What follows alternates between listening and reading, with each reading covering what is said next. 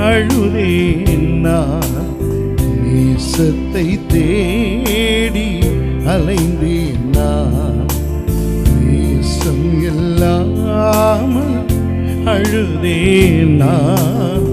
நேசத்தை தேடி அலைந்தேன் நான். நேசம் எங்குமே இல்லையப்பா. நேசர் நீர்தானே ஏசப்பா. நேசம் எங்குமே இல்லையப்பா.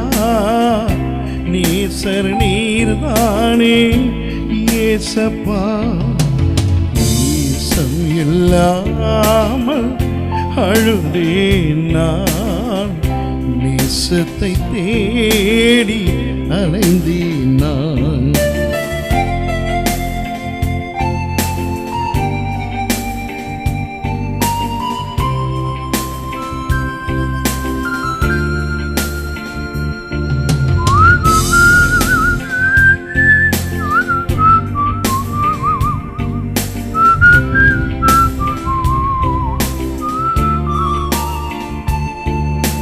தாயின் மடியில் நான் கண்ட நேசம்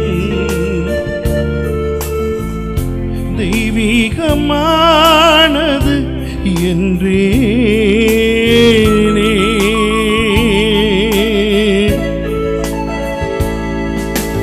தாயின் மடியில் நான் கண்ட நேசம் தெய்வீகமானது என்றேனே. தாயே பிரிந்ததா அந்த நேசம் எனக்குள்ளே மாயையே. தாயே பிரிந்ததா நேசம் எனக்குள்ளே மாயையே. நேசம் இல்லாமல் அழுதேன் நான். நேசத்தை தேடி அலைந்தேன் நான்.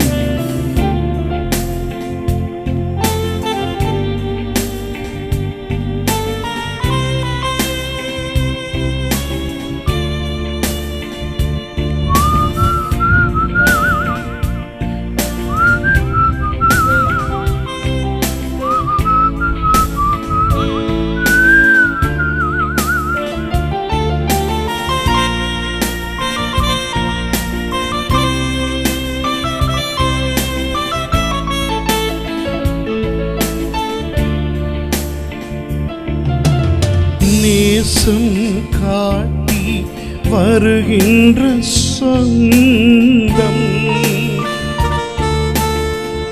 நிலையானது என்று நினைத்தேனே.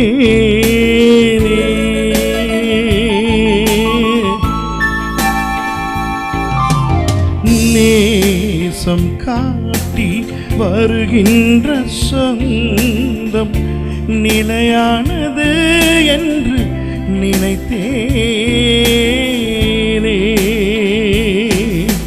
பாசங்கள் மறைந்ததா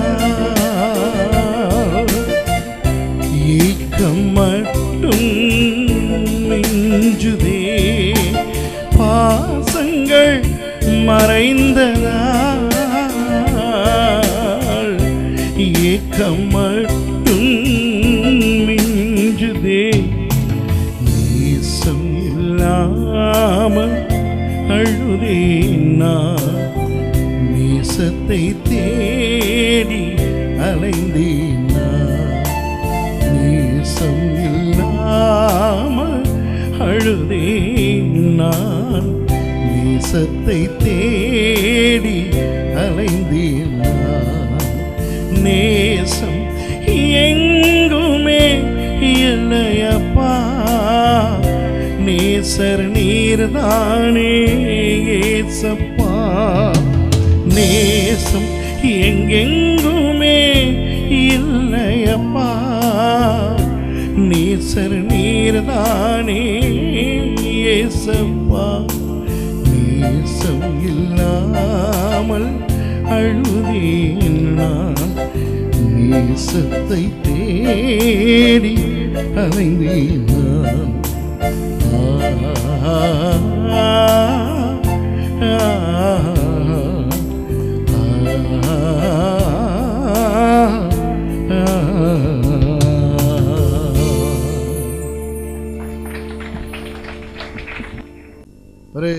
ஒரு சின்ன வசனத்தில் இருந்து இன்றைக்கு நான் உங்களுக்கு அநேக காரியங்களை பேசுவதாக இருக்கிறேன். மத்தேயு 5ஆம் அதிகாரம் 13வது வசனத்தை வாசியுங்கள். இதிலே உங்களுக்கு கிறிஸ்தவத்தை பற்றின பல கேள்விகள், கிறிஸ்தவர்கள் கிறிஸ்தவர் அல்லாதவர்கள் எல்லாருக்கும் இருக்கின்ற அநேக கேள்விகளுக்கு பதில் இந்த ஒரு சின்ன வசனத்தில் கிடைக்கப் போகிறது. ஆகவே மத்தேயு 5ஆம் அதிகாரம் 13வது வசனத்தை வாசியுங்கள். நீங்கள் பூமிக்கு உப்பாய் இருக்கிறீர்கள். உப்பானது சாரமற்று போனால் எதனால் சாரமாக்கப்படும்? வெளியே கொட்டப்படுவதற்கும் மனுஷரால் மிதிக்கப்படுவதற்குமே ஒழிய வேறொன்றுக்கும் உதவாது. இயேசு அநேகருக்கு புதிய ஏற்பாட்டு காலத்திலே, அவருடைய காலத்திலே கற்றுக் கொடுக்கும் பொழுது இலகுவாக கற்றுக் கொடுத்தார். நன்றாக கவனித்துக் கொள்ளுங்கள். இயேசுவானவர் அவருடைய காலத்திலே அந்த ஜனங்களுக்கு இலகுவாக கற்றுக் கொடுத்தார். அன்றாடகம் வீடுகளிலே பாவிக்கின்ற எல்லாருக்கும் தெரிந்த சாதாரண விஷயங்களை வைத்து அவர் கற்றுக் கொடுத்தார். பரலோக ரகசியங்களை அவர் கற்றுக் கொடுத்தாலும் அந்த ரகசியங்களை இப்படி அன்றாடக விஷயங்களை வைத்து கற்றுக் கொடுப்பதன் மூலம் அநேக காரியங்களை விளக்கப்படுத்த முடியும். இப்போ பாருங்கள், யாழ்ப்பாண பிரதேசத்திலே வந்து உங்களுக்கு பிரசங்கம் பண்ணும் பொழுது நான் தேயிலையை பற்றி, ஒரு தேயிலை செடியை தேயிலை கொழுந்து எடுப்பது போல என்றால் உங்களுக்கு ஒன்றுமே புரியாது. எத்தனை பேர் தேயிலை செடியை பார்த்ததில்லை? கையை தூக்கி காட்டுங்க பாருங்க. எத்தனையோ பேர் பார்த்ததில்லை. எத்தனை பேர் பார்த்திருக்கிறீர்கள்? அதில் கொழுந்து எடுக்கின்ற ரகசியங்கள். இப்போ நான் தேயிலை தோட்டம் வைத்திருக்கிறேன். ஆகவே எனக்கு தேயிலையை பற்றி நன்றாக தெரியும். எனக்கு பனங்கிழங்கிலிருந்து ஒடியல் எடுப்பது போல, கூழ் குடிப்பது போல என்றாலும் ஒன்றுமே புரியாது. சரியா?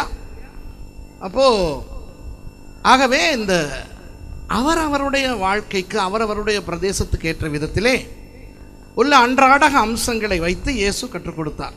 இந்த இடத்துல இயேசு கிறிஸ்தவர்களை, அதாவது இயேசுவை பின்பற்றி வந்த சீஷர்களை பார்த்து நீங்கள் பூமிக்கு உப்பாய் இருக்கிறீர்கள் என்று சொன்னார். அப்போ எங்களை பொறுத்தவரை உப்பு என்றால் அது வெறும் கறிக்கு உதவுகின்ற ஒரு பொருள் என்று மாத்திரம் தான் எங்களுக்கு தெரியும். அப்படி தானே? உப்பில்லா பண்டம், சொல்லுங்க சத்தமா, உப்பில்லா பண்டம் குப்பையிலே. மற்றது இப்போ உப்பை நன்றியுள்ள தனத்துக்கு தமிழர்கள் ஒப்பிடுவார்கள். சரியா? சொல்வார்கள். இப்போது எனக்கு தெரியாது யாழ்ப்பாணத்திலே அதை அப்படி சொல்லுவார்களா என்று. எங்கள் கண்டி பக்கத்திலே இந்தியாவிலே எல்லாம் சொல்லுவார்கள், உங்கள் வீட்டு உப்பை சாப்பிட்டவங்க நாங்கள், உங்களுக்கு துரோகம் செய்வோமா அப்படின்ட்டு. சரியா? அப்போ இப்படி உப்பு என்று சொல்லும் பொழுது தமிழர்களாகிய எங்களுக்கு அது நன்றி உணர்ச்சியை குறிக்கும், உணவுக்கு ருசி சேர்க்கின்ற ஒரு பதார்த்தத்தை குறிக்கும். இதை மாத்திரம் வைத்துக்கொண்டு இயேசு அங்கே என்ன சொன்னார் என்று புரிந்து கொள்ள முடியாது. இயேசு நீங்கள் இந்த பூமிக்கு உப்பாக இருக்கிறீர்கள் என்று சொல்லும்போது அவர்களுக்கு என்ன விளங்கியது என்பதனை நாம் புரிந்து கொண்டால்தான் அந்த வசனம் எங்களுக்கு புரியும். சரியா? இப்போ அவர்களுக்கு என்ன புரிந்தது என்று உங்களுக்கு சொல்லுகிறேன். இப்போது அந்த காலத்திலே மத்திய தரைக்கடலில் இருந்து உப்பு எடுத்தார்கள். இயேசுவின் காலத்திலே மத்திய தரைக்கடலில் இருந்து உப்பு எடுத்தார்கள். அப்போ கடல் உப்பை பற்றி யாழ்ப்பாணத்தில் இருக்கின்ற உங்களுக்கு நான் சொல்லிக் கொடுக்க வேண்டிய அவசியம் கிடையாது. பக்கத்திலே ஆனை இரவு உப்பளம் இருக்கிறது. ஓப்பன் பண்ணிட்டாங்களா ஆனை இரவு? இன்னும் இல்லையா? இப்போ உப்பு எடுக்கிறாங்களா திரும்ப? சரி. உப்பளம், எத்தனை பேர் உப்பளம் பார்த்துருக்கிறீர்கள்? என்ற தெய்வமே, நிறைய பேர் பார்த்தது இல்லையா? சர்ச்சில் இருந்து எல்லாத்தையும் டூர் கூட்டிகிட்டு போங்க, ஆனை இரவு காட்டிட்டு வாங்க. சரியா? இப்போது நான் உங்களுக்கு உப்பளத்தை பற்றி பேச போகிறேன். இப்போது ஆண்டவராகிய இயேசு அவருடைய சீஷர்களை பார்த்து நீங்கள் பூமிக்கு உப்பாக இருக்கிறீர்கள் என்று சொல்லும் பொழுது அவர்களுக்கு என்ன எல்லாம் விளங்கியது என்று நான் உங்களுக்கு சொல்லிக் கொடுக்க போகிறேன். அதிலிருந்து உங்களுக்கு கிறிஸ்தவம் என்றால் என்ன, கிறிஸ்தவர்கள் என்றால் யார், சபை என்றால் என்ன, இதெல்லாம் உங்களுக்கு புரியும். சபையின் எதிர்காலம் என்ன, இதெல்லாம் புரியும். இந்த உப்பு என்ற ஒரு விஷயத்தை வைத்துக்கொண்டு ஒரு கிறிஸ்தவனாவதற்கு முன்னே எப்படி இருக்கிறான், கிறிஸ்தவனான பிறகு எப்படி இருக்கிறான், சபைக்குள்ளே எப்படி வருகிறான், எப்படி அவன் வளர வேண்டும், எப்படி அவன் பரலோகம் போகிறான், இது எல்லாமே அந்த உப்பு என்கின்ற விஷயத்துக்குள்ளே அடங்கி இருக்கிறது. இதை தான் இன்றைக்கு நான் உங்களுக்கு சொல்லிக் கொடுக்க போகிறேன். சரி, இப்போ நீங்கள் என்ற ஆண்டவர் அன்று சீஷர்களை பார்த்து சொன்னால், அந்த நீங்கள் இன்று யார்? கிறிஸ்தவர்கள், ரட்சிக்கப்பட்ட கிறிஸ்தவர்கள் தான் அந்த நீங்கள். அப்போ இன்றைக்கு ஆண்டவர் கிறிஸ்தவர்களை பார்த்து சொல்கிறார், கிறிஸ்தவர்கள் பூமிக்கு உப்பாய் இருக்கிறார்கள் என்று. அப்போ உப்பு என்பது சும்மா வருவதல்ல, அது உருவாக்கப்பட வேண்டிய ஒன்று. கடலிலே இருக்கின்ற தண்ணீர் உப்பு சுவை கொண்ட உவர் நீர் என்றாலும் அதனை அப்படியே எடுத்து பயன்படுத்த முடியாது. அந்த கடல் நீரை எடுத்து உப்பாக மாற்றுவதற்காகத்தான் ஆனையிறவு, புத்தளம், கொக்கல என்று சொல்லி இலங்கையிலே பல இடங்களிலே உப்பளங்களை வைத்திருக்கிறார்கள். கடல் நீரை அப்படியே எடுத்து உப்பாக பயன்படுத்த முடியும் என்றால் உப்பளங்கள் அவசியமே இல்லை. ஆகவே உப்பை பற்றி பேசும் பொழுது கடலை பற்றி பேச வேண்டும், உப்பளத்தை பற்றியும் பேச வேண்டும். சரியா? இப்போ உப்பு என்பது கடலிலே இருந்து பெறப்படுகின்ற ஒன்று. கடல் என்பது மகா பெரிய ஒரு சமுத்திரம். ஸோ இப்போ நமக்கு இருக்கின்ற இந்த பாக்கு நீரினை, இது இந்து சமுத்திரத்தின் ஒரு பகுதியாக இருக்கிறது. இந்து சமுத்திரம் என்பது ஒரு பெரிய ஒரு சமுத்திரம். அப்போ இந்த இந்து சமுத்திரத்து அத்தனை அதிகமான கடலில் இருந்து கொஞ்சம் தண்ணீரை எடுத்துத்தான் உப்பு செய்வார்கள். அப்போ அளவின்படி பார்த்தால் உப்புக்காக பயன்படுத்தப்படுகின்ற தண்ணீரின் அளவு கடல் நீரின் அளவை விட எத்தனையோ லட்சக்கணக்கான மடங்கு சின்னதாகத்தான் இருக்கும். பெரும்பான்மை, சிறுபான்மை என்ற வசனங்கள், அந்த சொற்களை பயன்படுத்தினால் கடலிலே இருக்கின்ற நீர் பெரும்பான்மையாக இருந்து கொண்டே இருக்கும், உப்புக்காக எடுக்கின்ற நீர் சிறுபான்மையாக இருக்கும். அப்போ இன்றைக்கு கிறிஸ்தவர்களாய் அல்லது உப்பாய் இருக்கின்றவர்கள், அவர்கள் கிறிஸ்தவர்களாய் மாறுவதற்கு முன்பதாக அல்லது உப்பாய் மாறுவதற்கு முன்பதாக சமுத்திரத்திலே, அதாவது உலகத்தின் ஜனங்கள் மத்தியிலே ரட்சிக்கப்படாதவர்களாக வெறும் கடல் தண்ணீராக இருந்தீர்கள். புரிகிறதா? கடலிலே இருந்து தண்ணீர் கொஞ்சம் எடுத்து உப்பாக மாறுவது போல கடல் என்னும் உலகத்திலே இருந்து கொஞ்சம் பேர் பிரிந்து வந்து கிறிஸ்தவர்களாய் மாறியிருக்கிறார்கள். உலகத்திலே கிறிஸ்தவர் அல்லாதவர்களினுடைய எண்ணிக்கையை பார்த்தால் அவர்கள்தான் அதிகம், கிறிஸ்தவர்கள் கொஞ்சம் பேர். அதனால் தான் இயேசு உப்பு என்றார். உப்பை எடுத்து பார்த்தால் உப்பு கொஞ்சமாகத்தான் இருக்கும், கடல் எப்பொழுதும் பெரிதாகவே இருக்கும். கடலிலே இருந்து உப்புக்காக தண்ணீரை எடுத்து உப்பளத்திலே பயன்படுத்தி விட்டவுடன் கடல் நீர் குறைந்து போகாது. சரியா? அதுபோல ஒரு சமுதாயத்திலே, ஒரு நாட்டிலே நிறைய பேர் ரட்சிக்கப்பட்டு வருகிறார்கள் என்றபடியினால் உடனே கிறிஸ்தவர்கள் பெரும்பான்மையாய் வந்து மற்றவர்கள் குறைந்து போவது கிடையாது. என்றைக்குமே கிறிஸ்தவர்கள் சிறுபான்மையாய்த்தான் இருப்பார்கள். அப்படி இருந்தால்தான் உப்புக்கு அழகு. ஒரு மேஜையிலே அநேக உணவு பண்டங்களை வைக்கிறார்கள். ஒரு சட்டி நிறைய கோழிக்கறி, ஒரு சட்டி நிறைய மீன் பொரியல், ஒரு சட்டி நிறைய குத்தரிசி சோறு. எத்தனை மணிக்கு பிரேக் சாப்பிடணும்? குத்தரிசி சோறு நம்ம ஊரில் கிடைக்காதா தான். குத்தரிசி சோறை சொன்னோன்னா எனக்கெல்லாம் ஆவி ஆத்மா சர்றம் ஏட்டம் மாதிரி போகுது. சரியா? அப்போது சட்டி நிறைய பருப்பு கறி, சட்டி நிறைய இறால் பொரியல், சட்டி நிறைய கணவாய் கறி, எல்லாம் சட்டி நிறைய கொண்டு வந்து வைத்து விட்டு ஒரு சட்டி நிறைய உப்பு கொண்டு வந்து வைப்பார்களா? உப்பு கேட்டால் எப்படி கொண்டு வருவார்கள்? ஒரு பெரிய பானையை தூக்கி கொண்டு வந்து இந்தாங்க உப்பு அள்ளி போட்டுக்கிறங்க என்று சொல்லுவார்களா? எவ்வளவு உப்பு கொண்டு வருவார்கள்? இத்தினூண்டு கொஞ்சோண்டு உப்பு கொண்டு வருவார்கள். நீங்கள் எவ்வளவு பெரிய ரெஸ்டாரண்ட்டுக்கு சாப்பிட போனாலும் மெனு கார்டு கொடுத்து ரெஸ்டாரண்ட்டிலே சில நேரம் பார்த்து ஆர்டர் பண்ணுவார்கள் தெரியுமா? பெரிய பெரிய அந்த ஹோட்டல்களிலே மெனு கொடுத்தால் எனக்கு ஃப்ரைட் ரைஸ் கொண்டு வா, சிக்கன் சாப்ஸ்வே கொண்டு வா எல்லாம் போட்டிருப்பார்கள். எங்காவது உப்பு என்று எழுதியிருப்பார்களா? இருக்காது. ஆனால் எந்த மேஜைக்கு போனாலும் அந்த கொஞ்சம் உப்பை ஒரு சின்ன ஒரு குப்பியிலே போட்டு வைத்திருப்பான். அப்போ உப்பு என்பது அதிகமாக பயன்படுத்துகின்ற ஒரு பொருள் அல்ல, கொஞ்சம். ஆனால் அவ்வளவு பெரிய சட்டி நிறைய உணவையும் சுவைப்படுத்துவது அந்த கொஞ்சம் உப்பு. அதுபோல உப்பில்லா பண்டம் குப்பையிலே என்பது போல கிறிஸ்தவன் இல்லாத உலகம் நரகத்திலே. புரியுதா? கிறிஸ்தவன் இல்லாத உலகம் நரகத்திலே. ஆகவே இந்த கிறிஸ்தவர்கள் கொஞ்சம் பேராய் இருப்பது ஏன் என்று சில பேருக்கு தோன்றினால் அது அப்படித்தான் இருக்க வேண்டும் என்று நினைத்துக் கொள்ளுங்கள். இப்போ நிறைய கிறிஸ்தவர்களுக்கு சும்மா பேராசை. ஓ, முழு இலங்கையும் கிறிஸ்தவ நாடாக வேண்டும், முழு இந்தியாவும் கிறிஸ்தவ நாடாக வேண்டும், அப்படி நடக்கும், இந்த உலகமே கிறிஸ்தவ நாடாகி விடும் என்றால் நான் சும்மா பார்த்து கொண்டு போய் உனக்கு என்ன பைத்தியம் பிடிச்சிருச்சான்? மேஜை நிறைய உப்பு இருக்க வேண்டும், மேஜை நிறைய உப்பு சட்டி சட்டியாக வர வேண்டும் என்றால் அவன் தின்று செத்து தான் போவான். சரியா? உப்பு கூட சாப்பிட்டால் என்ன வரும்? ப்ரெஷர் வரும். கொலஸ்ட்ரால் வரும், அது ப்ரெஷர் வரும். சரியா? பிளட் ப்ரெஷர் வரும். ஆகவே என்றைக்கும் கிறிஸ்தவர்கள் சிறுபான்மையாக இருப்பது தான் அவர்களுக்கும் அழகு. அது அப்படித்தான் என்றும் இருந்தது. ஆகவே அதை குறித்து யோசிக்க வேண்டாம். சும்மா முழு யாழ்ப்பாணமும் கிறிஸ்தவ நாடாக போகிறது, முழு இலங்கையும் கிறிஸ்தவ நாடாக போகிறது என்று சும்மா சொல்லவும் வேண்டாம். அப்படி யாராவது தீர்க்க தரிசனம் சொன்னால் கிண்டலாக பார்த்துவிட்டு போய்விடுங்கள். சரியா? இது வசனத்தின்படி உண்மை அல்ல. ஆசை இருக்கலாம், ஆனால் அது உண்மை அல்ல, அது சாத்தியம் அல்ல. இப்போ கடலிலே இருக்கின்ற எல்லா தண்ணீரையும் எடுத்து உப்பாக மாற்றுவதில்லை, கொஞ்சம் தண்ணீரை தான் உப்பாக மாற்றுவார்கள். அப்படி மாற்றும் போது என்ன செய்வார்கள்? ஒரு உப்பளத்தை உருவாக்குவார்கள். சரிதானே?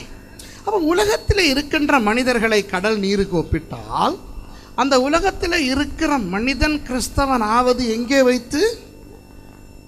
தபால் நிலையத்தில். ஆமேன்னு சொல்லுங்க. தபால் நிலையத்தில் கொண்டு போயிட்டு உங்களை கிறிஸ்தவனாக்குறான். உலகத்தில் இருக்கிறவன் கிறிஸ்தவனாக வருவது போஸ்ட் ஆஃபீஸ்லையா? அப்போ போலீஸ் ஸ்டேஷன்ல, மார்க்கெட்லையா, சபையில். சரிதானே? ஒரு மனுஷன் கிறிஸ்தவனாய் வளருவது எங்கே? சபையிலே. அப்போ உப்பளம் என்பது எதற்கு ஒப்பிடலாம்? ஒரு சபை. அப்போ உலகத்தில் இருக்கிறவன் உப்பாய் மாறுவதற்கு அவன் சபைக்கு வர வேண்டும். கடலில் நீர் உப்பாய் மாற்றப்படுவதற்கு உப்பளத்துக்கு வருவது போல உலகத்து மனுஷன் ரட்சிக்கப்பட்டு கிறிஸ்தவனாய் மாறுவதற்கு சபைக்கு வர வேண்டும். அப்போ உப்பளம் எங்கே இருக்க வேண்டும்? முதலாவது கேள்வி, உப்பளம் எங்கே இருக்க வேண்டும்? இப்போ இலங்கையை பற்றி உங்களுக்கு தெரியும். இலங்கையிலே இந்த பிரதேசத்தில் கடல் பக்கத்தில் இருக்கிறது. ஆனால் நான் வருகின்ற கண்டி மத்திய பிரதேசத்தில் இருக்கிறது. எங்களுக்கு கடல் பக்கத்திலே கிடையாது. கடலை பார்க்க வேண்டும் என்றால் கொழும்புக்கு போக வேண்டும். சரியா? அப்போது எவனாவது கண்டியிலே வந்து உப்பளம் வைப்பானா? உப்பளம் எங்கே இருக்க வேண்டும்? கடலுக்கு பக்கத்திலே தான் இருக்க வேண்டும். இப்போ எனக்கு கண்டியிலே காணி இருக்கிறது என்று சொல்லி அதிலே ஒரு உப்பளத்தை உண்டாக்கி பெரிய பெரிய அந்த தண்ணீர் லொரிகள் அவற்றை கொழும்புக்கு அனுப்பி கடல் நீரை கொண்டு வந்து நான் உப்பு தயாரித்தால் என்னை போல ஒரு மட்டையன் இந்த உலகத்தில் இருக்கவே மாட்டான். சரியா? ஆகவே உப்பளம் என்பது கடல் பக்கத்திலே இருக்க வேண்டும். அதுபோல சபை என்பது ஜனங்கள் வாழுகின்ற இடங்களிலே இருக்க வேண்டும். இப்போ வேறு மத ஸ்தலங்களை நீங்கள் பார்த்தால், இப்போ இது மலைநாடு அல்ல, இது தட்டையான ஒரு பிரதேசம். கண்டி நூரெலியெல்லாம் வந்தீர்கள் என்றால் அது எல்லாம் மலைநாடு. அழகான உயர்ந்த மலைகள் இருக்கின்றன. அந்த மலைகளை எங்கே பார்த்தாலும் ஏதாவது ஒரு மத கோயில் ஒன்று அந்த உச்சியில் இருக்கும். சரியா? ஏதாவது கிறிஸ்தவ கோயில்கள் இருக்காது, ஆனால் ஏதாவது வேறு மத கோயில்கள் இருக்கும். பிரம்மாண்டமாக கட்டி வைத்திருப்பார்கள். இனி பக்தர்கள் எல்லாம் அங்கே போய் அவர்கள் அந்த தெய்வங்களை வணங்கிவிட்டு வருவார்கள். அதுபோல நீங்கள் கோயில்களை எடுத்தால், வேறு மத ஆலயங்களை எடுத்தால் ஒவ்வொரு இடங்களிலே அவை இருக்கும். ஆனால் இந்த கிறிஸ்தவ சபைகளை பார்த்தால் கண்ட இடங்களிலும் இருக்குமா இல்லையா? இப்போ பாருங்கள், இது கோயில் வைக்கிற இடமா? இது அந்த பக்கம் ஒரு வீடு இருக்கிறது, இந்த பக்கம் ஒரு வீடு இருக்கிறது, இந்த தெருவில் 1000 பேர் போகிறார்கள் வருவார்கள், நாய் படுத்திருக்கிறது அங்கே. சரியா? மேடைக்கு கோழி வருகிறது. சரியா? நேற்று மேடையிலே கோழியெல்லாம் அது நேற்று வராதவர்கள் நீங்கள் அந்த அந்த காட்சியை காணவில்லை. கோழி வந்தது, அப்புறம் சேவல் வந்தது, அவர்களெல்லாம் மேடைக்கு ஏறினார்கள். இப்படிப்பட்ட இடங்களிலே சபை நடத்துகிறார்கள். அப்போது சிலருக்கு பார்க்க இது கிண்டலாக இருக்கும். என்னடா இது, சில நேரம் பாதை ஓரத்திலே கிறிஸ்தவ சபை இருக்கிறது, வீடுகள் பக்கத்திலே கிறிஸ்தவ சபை இருக்கிறது, சில நேரம் வீடுகளுக்கு உள்ளே கிறிஸ்தவ சபை இருக்கிறது, சில நேரம் கீழே கராஜ் இருக்கும், மேலே சபை நடத்துவார்கள். இப்படி என்றால் எல்லாம் கிண்டலாக நினைப்பார்கள். ஆனால் உண்மை என்னவென்றால், ஜனங்கள் வாழுகின்ற பிரதேசங்களுக்கு அண்மையில் தான் சபைகள் இருக்க வேண்டும். கடலுக்கு பக்கத்திலே உப்பளம் இருப்பது போல ஜனங்கள் வாழுகின்ற பிரதேசத்துக்கு பக்கத்திலே சபைகள் இருந்தால்தான் ஜனங்களை உப்பாக மாற்றக்கூடிய அந்த நிலைமை வருகிறது. சரியா? இப்போ உப்பளங்களிலே கடல் நீர் சபைக்கு, அதாவது அந்த உப்பளத்துக்குள்ளே கொண்டு வரப்படும் போது அநேக பாத்திகள் அந்த உப்பளங்களிலே இருக்கும். பார்த்திருக்கிறீர்களா? ஆனால் இரவுக்கு போனால் இந்த வயல் போல நிறைய வைத்திருப்பார்கள். சரியா? அந்த ஒவ்வொன்றிலும் அந்த நீர் நிரப்பப்படுகிறது. அதுபோல ஒவ்வொரு அளவில் ஒவ்வொரு வித்தியாசமான சைஸ்களில் அந்த பாத்திகள் காணப்படும். அந்த பாத்திகள் வித்தியாசமான சைஸ்களிலே காணப்படுவது போல இன்றைக்கு கிறிஸ்தவ சபைகளை பார்த்தால் வித்தியாசமான சைஸ்களிலே இருக்கும். பெரிய சபைகளை பார்க்கலாம், சின்ன சபைகளை பார்க்கலாம், குட்டி சபைகளை பார்க்கலாம். சரியா? சபை எவ்வளவு பெரிதாக இருக்கிறது, எவ்வளவு சிறிதாக இருக்கிறது என்பது பிரச்சனை அல்ல. அந்த கடல் நீர் எல்லாம் அந்த சபைகளுக்குள்ளே அந்த பாத்திகளுக்குள்ளே போடப்படுவது போல உலகத்தின் மனுஷர் எல்லாம் சபைகளுக்குள்ளே போடப்பட்டு அங்கே அவர்கள் உப்பாக மாற்றம் அடைகிறார்கள். புரிகிறதோ? இப்போ இந்த கடல் நீரை இந்த பாத்திக்குள் கொண்டு வருவதற்கு ஒரு கான் வெட்ட வேண்டும். சரியா? ஒரு கான் போல வெட்டினால்தான் அந்த கடல் நீரை பாத்திக்குள்ளே கொண்டு வர முடியும். அதாவது 2 வாளியை எடுத்துக்கொண்டு அவனவன் போய் அந்த கடல் நீரை கொண்டு வந்து அந்த பாத்திக்குள்ளே ஊற்ற மாட்டான். அது முட்டாள்தனம். அழகாக கான் வெட்டி விட்டால் அந்த தண்ணீர் பாட்டுக்கு வரும்.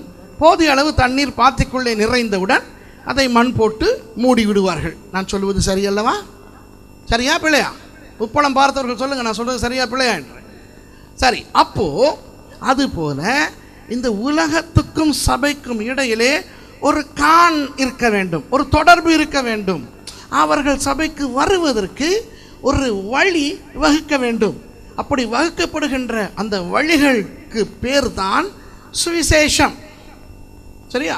சுவிசேஷம். சரியா? இப்போ தமிழிலே ஒரு அழகான ஒரு சொல்லை நான் பிறகு சொல்லிக் கொடுக்க போகிறேன். இப்போ இந்த கான், அந்த கான் என்று சொல்லுவதை விட அதற்கு வாய்க்கால் என்று சொல்லலாம். அப்படித்தானே? வாய்க்கால் என்று தான் சொல்லுவார்கள். சரி, வாய்க்கால். இந்த வாய்க்கால் வெட்டும்போது உப்பளத்திலே கடலிலே இருந்து வாய்க்காலை வெட்டி கொண்டு உப்பளத்துக்கு வருவார்களா, அல்லது உப்பளத்தில் இருந்து வாய்க்கால்களை வெட்டி கொண்டு கடலுக்கு போவார்களா? கடல்லேருந்து வெட்டி கொண்டு வர முடியாது தானே. வெட்ட தண்ணீர் நிரம்பும் அல்லவா? அப்போ அங்கிருந்து வெட்டி கொண்டு வருவது சாத்தியம் அல்ல அல்லவா? இங்கே இருந்து தான் வெட்டி கொண்டு போய் கடைசியில் அதை கடலோடு இணைத்து விட்டால் தண்ணீர் குபுகுபுன்னு வரும். ஆகவே வாய்க்கால் வெட்டும் போது எங்கிருந்து வெட்ட வேண்டும்? உப்பளத்திலே இருந்து கடலுக்கு. அப்போ சுவிசேஷம் எங்கிருந்து போக வேண்டும்? சபையிலே இருந்து உலகத்துக்கு போக வேண்டும். அப்போ சபையிலே இருந்து உலகத்துக்கு எப்படி போக வேண்டும்? வாய்க்கால் மூலமாக போக வேண்டும்.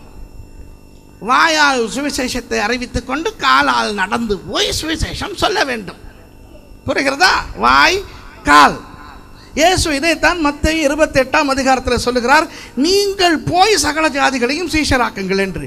நீங்கள் இங்கே குந்திக் கொண்டு இருங்கள், நான் சகல ஜாதிகளையும் அனுப்பி கொண்டிருக்கிறேன், வருகிறவர்களுக்கெல்லாம் நீங்கள் ரட்சிப்பை பேசி ஞானஸ்நானம் கொடுங்கள் என்று சொல்லவில்லை. விளங்குகிறதா? ஆகவே சபையில் இருக்கின்ற கிறிஸ்தவர்கள் தான் அவர்கள் வெளியே காலால் நடந்து போய் வாயால் சுவிசேஷத்தை அறிவித்து அந்த ஜனங்களை உப்பளமாகிய பாத்தியாகிய சபைக்குள்ளே கொண்டு வர வேண்டும். ஆகவே ஒரு சபையிலே சுவிசேஷ ஊழியம் இருக்க வேண்டும். அப்போ ஜனங்கள் கேட்டால் வேறு மதங்கள் எல்லாம் வீடு வீடாக வருகிறதா, மற்றவன் எல்லாம் வருகிறானா, ஏன் நீங்கள் உங்கள் வேலையை பார்த்து கொண்டிருக்க வேண்டியதுதானே, நீங்கள் எல்லாம் எதற்கு எங்களுக்கு வந்து உங்கள் தெய்வத்தை பற்றி சொல்லுகிறீர்கள் என்றால் அது அவர்களுக்கு தெரியாதபடினால் அப்படி சொல்லுவார்கள். அப்படி சொல்லத்தான் வேண்டும். ஆனால் நமக்கு தெரியும், உப்பாக மாறக்கூடிய ஒரே இடம் சபை. நீங்கள் பூமிக்கு உப்பாக இருக்கிறீர்கள் என்று எந்த ஒரு தெய்வமும் தங்களுடைய பக்தர்களை பார்த்து சொன்னதே கிடையாது. அப்படி சொன்ன ஒரே தெய்வம் இயேசு. அந்த செய்தி கிடைக்க பெற்றவர்கள் கிறிஸ்தவர்கள். ஆகவே கிறிஸ்தவர்கள் தான் உப்பளம் வைத்திருக்கிறார்கள். ஆகவே கடலாகிய உலகத்துக்கு இவர்கள் தான் போய் அவர்களை அழைத்து கொண்டு உள்ளே வருவார்கள். ஆகவே சபையிலே சுவிசேஷ ஊழியம் இருக்க வேண்டும். சபையின் விசுவாசிகள் எல்லாருமே தங்களுடைய காலையும் வாயையும் பயன்படுத்தி சுவிசேஷ ஊழியத்தை செய்ய வேண்டும். இப்போ உலகத்தில் இருந்து ஜனங்கள் சபைக்கு கொண்டு வந்து போடப்படுகிறார்கள். இப்போ ஆணு இரவு உப்பளத்தை உதாரணமாக எடுத்துக்கொள்வோம். அது ஒரு பெரிய உப்பளம். அது பெரிய உப்பளம் என்றாலும் அது எத்தனை உப்பளம்? ஒன்று, சரிதானே? ஒரே உப்பளம், ஆணு இரவு உப்பளம். அந்த ஒரு உப்பளத்திலே எத்தனையோ பாத்திகள் இருக்கின்றன. ஆகவே ஒரே உப்பளத்துக்கு தானே இது சொந்தமானது. ஆகவே பாத்திகள் வெவ்வேறாக இருந்தால் என்ன என்று இந்த பாத்தியில் இருக்கிற தண்ணீரை எடுத்து அதிலே போட்டு, அதிலே இருக்கிற தண்ணீரை எடுத்து அதிலே போட்டு, இப்படி தண்ணீரை பாத்திக்கு பாத்தி தினசரி மாற்றிக்கொண்டிருந்தால் உப்பு உருவாகுமா? ஏன் உப்பு உருவாவது எப்படி என்றால், அந்த தண்ணீர் கொண்டு வந்து இந்த பாத்திக்குள்ளே போடப்பட்ட பிறகு அந்த தண்ணீர் அசையாமல் இருக்க வேண்டும், போடப்பட்ட பாத்தியில் இருக்க வேண்டும். சூரிய வெளிச்சம் பட அந்த தண்ணீரில் இருக்கின்ற நீர் ஆவியாகி போக போக போக உப்பு வெளிப்படும். அந்த நீர் கட்டியாக மாறும். கடலிலே தண்ணீரோடு தண்ணீராக இருந்த அந்த தண்ணீர் இந்த பாத்திக்குள்ளே வந்து தண்ணீர் தன்மையை கொஞ்சம் கொஞ்சமாக இழக்கும். இழப்பதற்கு காரணம் சூரிய வெளிச்சம். அந்த சூரிய ஒளி படத்தான் அந்த தண்ணீர் நீராவியாகி போக போக அதனுடைய நீர்த்தன்மை குறைந்து உப்புத்தன்மை வெளியே வர ஆரம்பிக்கும். அப்பொழுது அது வெள்ளை நிறமாக மாறும். அதுபோல உலகத்திலே வாழுகின்ற மனுஷன் சபையனும் பாத்திக்குள்ளே கொண்டு வந்து போடப்பட்ட பின் இவனையும் உலகத்தவனையும் பார்த்தால் ஒரே மாதிரி தான் இருக்கும். ஆனால் சபை என்னும் பாத்திக்குள்ளே போடப்பட்ட மனுஷன் இயேசு எனும் நீதியின் சூரியனுடைய வெளிச்சம் பட உலகத்தன்மையாகிய அந்த நீர்த்தன்மை கொஞ்சம் கொஞ்சமாக போக வெள்ளை நிறத்தை குறிக்கும் அந்த பரிசுத்தம் கொஞ்சம் கொஞ்சமாக இந்த கிறிஸ்தவர்களுக்குள்ளே வரும். புரியுதா? இயேசு சொன்னார், நீங்கள் பூமிக்கு உப்பாய் இருக்கிறீர்கள் என்று பார்த்தீர்களா? எவ்வளவு விஷயங்கள் அவர்களுக்கு அன்று விளங்கியது என்று. சரியா? முதலாவது, இந்த உலகத்திலே இருந்து பிரித்து எடுக்கப்பட்டவர்கள். கடலிலே இருந்து பிரித்தெடுக்கப்பட்ட தண்ணீர் உப்பாவது போல பிரித்து எடுக்கப்படுகிறவர்கள். காடோஷ் என்ற எபிரேய மொழியிலும் ஹகியோஸ் என்று கிரேக்க மொழியிலும் சொல்லப்படுகின்ற அந்த பதங்களை தமிழிலே மொழிபெயர்த்து பரிசுத்தம் என்று சொல்லுகிறார்கள். பரிசுத்தம் என்று சொல்லும் பொழுது அது சுத்தத்தை குறிக்கலாம் தமிழிலே. ஆனால் அந்த காடோஷ் என்ற எபிரேய பதமும் ஹகியோஸ் என்கின்ற அந்த கிரேக்க பதமும் என்னத்தை காட்டுகிறது என்றால், உலகத்திலிருந்து பிரித்து எடுக்கப்பட்டு ஆண்டவருக்காக ஒதுக்கப்பட்டது என்ற அர்த்தம். புரியுதா? பரிசுத்தம் என்றால் என்ன? உலகத்திலிருந்து பிரித்து எடுக்கப்பட்டு ஆண்டவருக்காக ஒதுக்கப்பட்டது. அதனால் தான் கிறிஸ்தவர்களை பரிசுத்தவான்கள் என்கிறார்கள். அப்போ இந்த பாத்தி என்கின்ற சபைக்குள்ளே வந்த இந்த மனுஷர்கள் இயேசு என்னும் நீதியின் சூரியனுடைய வெளிச்சம் பட பட அவர்களுடைய உலகத்தன்மையாகிய அந்த தண்ணீர் தன்மை கொஞ்சம் கொஞ்சமாக போகும், ஒரேடியாக போகாது. ஆகவே ரட்சிக்கப்பட்ட ஒருவன் வந்தவுடன் உடனே அவன் கிறிஸ்தவனாய்த்தான் நடந்து கொள்வான். உடனே அவனுக்கு கோபம் வருவதெல்லாம் நிற்கும், இந்த உலக ஆசைகள் எல்லாம் போய்விடும், அவன் ஒரு சாமியாரை போல மாறிவிடுவான் என்று நினைக்கக்கூடாது. ஏற்கனவே ரட்சிக்கப்பட்டு சபையில் இருக்கிறவர்கள் புதிதாய் ரட்சிக்கப்பட்டு வருகிறவர்களை அவர்கள் இடம் கொடுக்க வேண்டும் பரிசுத்தமாய் வருவதற்கு. சரியா? ஒரு உப்பளத்தின் பாத்தியை போய் பார்த்தால் கொஞ்சம் கொஞ்சம் ஒவ்வொரு இடங்களிலே ஆங்காங்கே வெள்ளை நிறமாக உப்பு காணப்படும், மற்ற இடங்களிலே தண்ணீர் இருக்கும். அதுபோல ஒரு சபையை பார்த்தால் ஒரு பரிசுத்தவான் இருப்பான், அதை விட கூடுதலான ஒரு பரிசுத்தவான் ஒரு இடத்துல இருப்பான், ஒரு படுபாவி இருப்பான், இன்னும் உலகத்தன்மையிலே நிரம்ப பெற்ற ஒருவன் இருப்பான். எல்லாரும் ஒன்றாக ஆராதிப்பார்கள். இவர்களை பார்க்கும் பொழுது அந்த அந்த அந்த வெள்ளை நிறமாய் மாறிவிட்ட கிறிஸ்தவர்கள் இன்னும் மாறாத கிறிஸ்தவர்களை பார்த்து இவரெல்லாம் ஏன் சபையில் இருக்கிறான் என்று சொல்லவும் கூடாது. அந்த அந்த இன்னும் பரிசுத்தம் அடைய வழி இல்லாமல் துடித்து கொண்டிருக்கிறவர்கள் மற்றவர்களை பார்த்து ஐயோ அவர்களைப் போல எனக்கு ஜெபிக்க தெரியவில்லை, அவர்களைப் போல எனக்கு ஆராதிக்க தெரியவில்லை, அவர்களைப் போல வேதம் வாசிக்க தெரியவில்லை என்று துக்கப்படவும் கூடாது. அவரவர் அவசரம் இல்லாமல் அழகாக சபையிலே அடங்கி இருந்து உப்பாக மாற வேண்டும். புரிகிறதா? கொஞ்சம் முன்னர் சபைக்குள்ளே வந்து கொஞ்சம் கூடுதலாக உப்பாக மாறினவர்களுக்கு தலைக்கணம் வரவும் கூடாது. புதிதாக வந்து இன்னும் உப்பாக மாற வேண்டியவர்கள் துக்கப்படவும் கூடாது. அந்த பாத்தி அழகாக அந்த நீதியின் சூரியனாகிய இயேசுவின் வெளிச்சத்திலே அழகாக அது உலகத்தன்மை போக போக அது உப்பாக மாறும். சரியோ? இப்போ இந்த உப்பு, இந்த தண்ணீர் அசையாமல் கலங்காமல் இருக்க வேண்டும். பக்கத்து பக்கத்திலே பாத்திகள் இருக்கின்றன. இங்கே ஒரு பாத்தி, அடுத்து ஒரு பாத்தி, இடையிலே ஒரு வரம்பு இருக்கும்.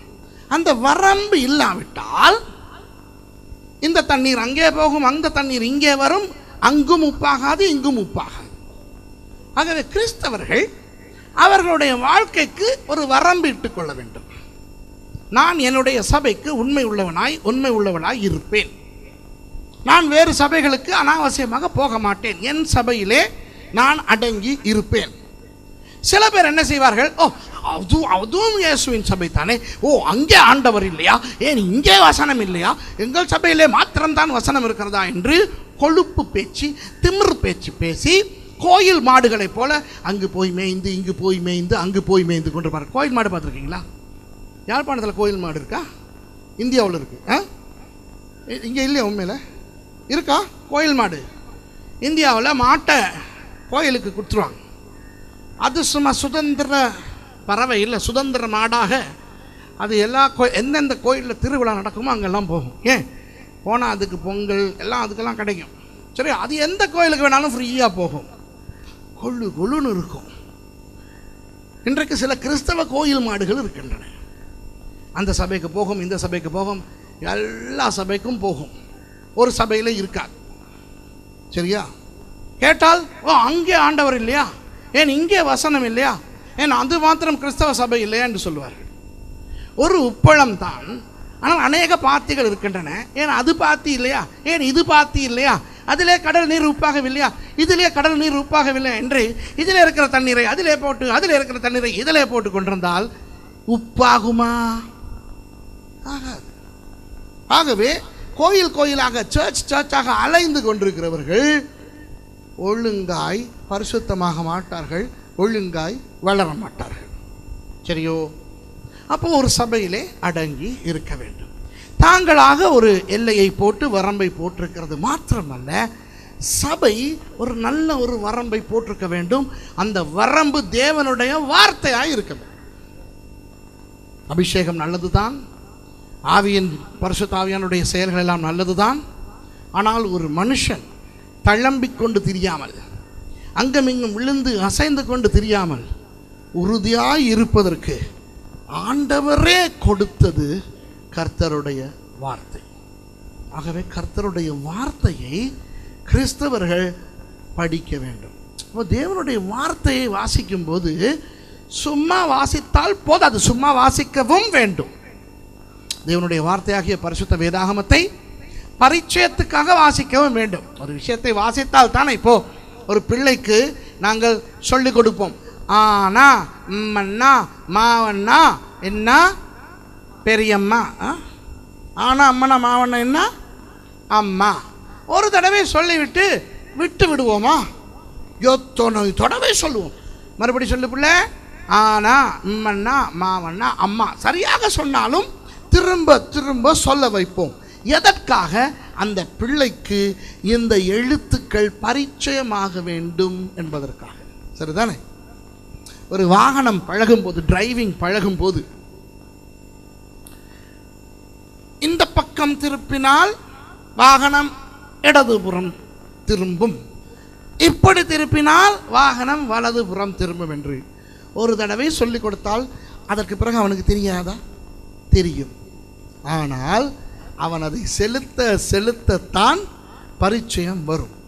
அதுபோல பரிசுத்த வேதாகமத்தை கிறிஸ்தவர்கள் பரிச்சயமாக்கி கொள்வதற்கு திரும்ப திரும்ப திரும்ப திரும்ப அதை வாசிக்க வேண்டும், படிக்க வேண்டும். தேவனுடைய வார்த்தையை வாசித்தால் போதாது, கொஞ்சம் கொஞ்சமாக அதனுடைய ஆழங்களை அறிந்து கொள்ள வேண்டும். பிரசங்கங்கள் கேட்க வேண்டும், பாட்டுகள் பாடும்போது அதில் இருக்கின்ற அர்த்தங்களை பார்க்க வேண்டும். வேத பாடங்கள் இருந்தால் அந்த வேத பாடங்களிலே கலந்து கொண்டு படிக்க வேண்டும். தேவனுடைய வார்த்தையை அறிந்து கொள்ள வேண்டும். இந்த இடத்துல இருக்கின்ற அநேகர் நடுவழிகள் ரட்சிக்கப்பட்ட கிறிஸ்தவரானவர்கள், பாரம்பரிய கிறிஸ்தவனுக்கே வேதம் தெரியாது. அது தெரியுமா உங்களுக்கு? உங்க தாத்தா செக்ஸ்டன், அவங்களுடைய அப்பா ரெவரண்ட், ஆனால் இவனுக்கு பைபிள் தெரியாது. அப்படி இருக்கும் பொழுது இடையிலே ரட்சிக்கப்பட்டு வந்த நமக்கு பைபிள் தெரியுமா? அதை பரிச்சயமாக்கி கொள்வதற்காக வேதத்தை படிக்க வேண்டும், வேத பாடங்களுக்கெல்லாம் போக வேண்டும். சரியா? ஆகவே உலகத்திலே இருந்து சபைக்குள்ளே ரட்சிக்கப்பட்டு வந்த கிறிஸ்தவர்கள் இப்போ அவர்கள் ஒரு சபையிலே இருந்து அவர்கள் வார்த்தையை படிக்க வேண்டும். அவர்கள் அந்த உப்பளத்துக்கு சொந்தமாக வேண்டும். உப்பளத்துக்கு சொந்தமாவது போல சபைக்கு சொந்தமாக வேண்டும். தேவனுடைய ராஜ்யத்துக்கு சொந்தமாவதற்காகத்தான் ஞான ஸ்நானம் என்ற ஒரு அருமையான விஷயத்தை வைத்திருக்கிறார்கள். இப்போ பாருங்கள், ஞான ஸ்நானம் என்றால் என்ன தெரியுமா? இப்போ 2 பேர் திருமணம் செய்வதற்கு நியமிக்கப்பட்டிருக்கிறார்கள் என்று வைத்துக்கொள்வோம். சரியா? இப்போ அந்த பாஸ்டர் கலையும் அவருடைய மனைவியும் இருக்கிறார்கள். ஒரு கற்பனை, அவர்கள் இன்னும் திருமணம் செய்யவில்லையாம். சரியா? அப்போ இருவரும் திருமணம் செய்வதற்கு பெரியோர்களால் நிச்சயிக்கப்பட்டு இரு வீட்டார் சம்மதத்தோடு இந்த வருஷத்தின் கார்த்திகை மாதத்திலே 20ஆம் நாள் காலை 9:38க்கு அவர்கள் திருமணம் செய்ய போகிறார்கள் என்று வைத்துக் கொள்வோம். இப்போ அவர்கள் ஒன்றாய் வாழ முடியுமா? யோசிக்கிறாங்க. முடியுமா? என்னதான் திருமணம் செய்ய நிச்சயிக்கப்பட்டு இரு வீட்டார் சம்மதம் கிடைத்திருந்தாலும் திருமணம் என்கின்ற அந்த நிகழ்வு பிரசித்தமாக நடந்த பிறகுதான் அவர்கள் உரிமையுள்ள சட்டப்பிரகாரமான கணவன் மனைவியாக மாற்றப்படுகிறார்கள். ஆகவே ஒரு மனுஷன் என்னதான் இந்த உலகத்தை விட்டுவிட்டு, பழைய வாழ்க்கையை விட்டுவிட்டு இயேசு கிறிஸ்துவை தன்னுடைய சொந்த இரட்சகராக ஏற்றுக்கொண்டு கிறிஸ்தவனாய் வந்திருந்தாலும் அந்த கிறிஸ்தவன் சட்டப்பிரகாரமாக முறைப்படி கிறிஸ்தவனாய் அங்கீகரிக்கப்படுவதற்கு அங்கு திருமணம் போல இங்கு ஏற்படுத்தப்பட்டிருக்கின்ற விஷயத்துக்கு பேர் தான் என்ன? ஞான ஸ்நானம். அப்போ எப்படி திருமணம் செய்யாதவர்கள் என்னதான் அவர்கள் திருமணம் செய்ய போகிறவர்களாக இருந்தாலும் அவர்கள் ஒன்றாக வாழ, கணவன் மனைவியாக அவர்கள் நடந்து கொள்ள அவர்கள் அனுமதிக்கப்பட மாட்டார்கள். அதே போல ஞான ஸ்நானம் எடுக்காதவர்கள் ஒரு சபையிலே உரிமை உள்ள கிறிஸ்தவர்களாக ஊழியம் செய்ய முடியாது, இசை வாசிக்க முடியாது, அவர்கள் ஆராதனை நடத்த முடியாது, அவர்கள் எதுவுமே செய்ய முடியாது. சும்மா உட்கார்ந்து ஒரு விசுவாசியாய் இருக்கலாம், அவ்வளவுதான். புரியுதா? அப்போ அவர்கள் திருமணம் செய்யவில்லை. ஆனால் கார்த்திகை மாதம் 20ஆம் நாள் திருமணம் செய்ய போகிறார்கள் என்றால் இப்படி உட்கார முடியாது. அவர் அங்கே உட்கார வேண்டும், இவர் வேற எங்காவது தான் உட்கார வேண்டும். சரிதானே? அப்போ அவர்கள் இருவரும், ஓ இது எப்படி, நாங்கள் தான் திருமணம் செய்ய போகிறோமே, அது ஊரர் இந்த விஷயம் அல்லவா, காடடித்து விட்டோம் தானே, இப்படிதான் என்று சொன்னாலும் சும்மா இந்த இடத்துல இருங்கள், நீங்கள் அங்கே இருங்கள் என்று தான் சொல்ல வேண்டும். திருமணத்துக்கு பிறகுதான் எல்லாம். அதுபோல, ஓ நான் ரட்சிக்கப்பட்டு விட்டேன், நான் ஆண்டவரை நேசிக்கிறேன், நான் பழைய வாழ்க்கையை விட்டு விட்டேன், நான் அப்படி நான் இப்படி என்று சொன்னால் அவரை ஊழியத்தில் பயன்படுத்த முடியுமா? முடியாது. அவர் சபையிலே ஒரு அங்கீகரிக்கப்பட்ட ஒரு விசுவாசியாக இருக்க முடியுமா? முடியாது. ஏன்? அவர் இன்னும் ஞானஸ்நானம் எடுக்கவில்லை. புரியுதா உங்களுக்கு? ஆகவே ரட்சிக்கப்பட்டு சபைக்குள்ளே வந்த கிறிஸ்தவர்கள் ஞானஸ்நானம் எடுக்க வேண்டும். இப்போ திருமணம் செய்தவுடன் சிறந்த தம்பதிகளாய் மாற முடியுமா? சிறந்த தம்பதிகளாய் மாறுவதற்கு எவ்வளவு காலமாகும்? எங்கோ பிறந்து வளர்ந்த ஒருவரும் வேறெங்கோ பிறந்து வளர்ந்த இன்னொருவரும் திருமணம் செய்து விட்டார்கள் என்றபடினால் அவர்கள் ஒரு பிரச்சனையும் இல்லாமல், கருத்து வேறுபாடும் இல்லாமல் அவர்கள் இனிமையாக அவர்கள் வாழப்போகிறார்களா? இல்லை. அவர்கள் அநேக காரியங்களை இனித்தான் கற்றுக்கொள்ள வேண்டும், அநேக விஷயங்களை வாழ்க்கையிலே மாற்ற வேண்டியிருக்கிறது. ஆகவே ஞானஸ்நானம் எடுத்தவுடன் ஒருவன் முற்றிலும் பரிசுத்தமான ஒரு கிறிஸ்தவனாக வாழ முடியாது. இனிதான் அவனுடைய வாழ்க்கையிலே கஷ்டத்தோடு அவன் ஆண்டவருடைய வார்த்தைக்கு கீழ்ப்படிய வேண்டிய ஒரு நிலை வருகிறது. சில பேர் நினைக்கிறார்கள், ஞானஸ்நானம் எடுத்து விட்டால் உலக ஆசைகள் எல்லாம் போய்விடும், கோபம் வருவதெல்லாம் நின்றுவிடும், பிரச்சனைகள் எல்லாம் தீர்ந்து விடும் என்று. ஆஹா, அப்படியெல்லாம் கிடையாது. சரியா? ஞானஸ்நானம் எடுத்த பிறகு இனி அவர் கிறிஸ்தவனாய் வாழுவதற்கு அவர் பழக வேண்டும். இப்போ புரிகிறதா உங்களுக்கு?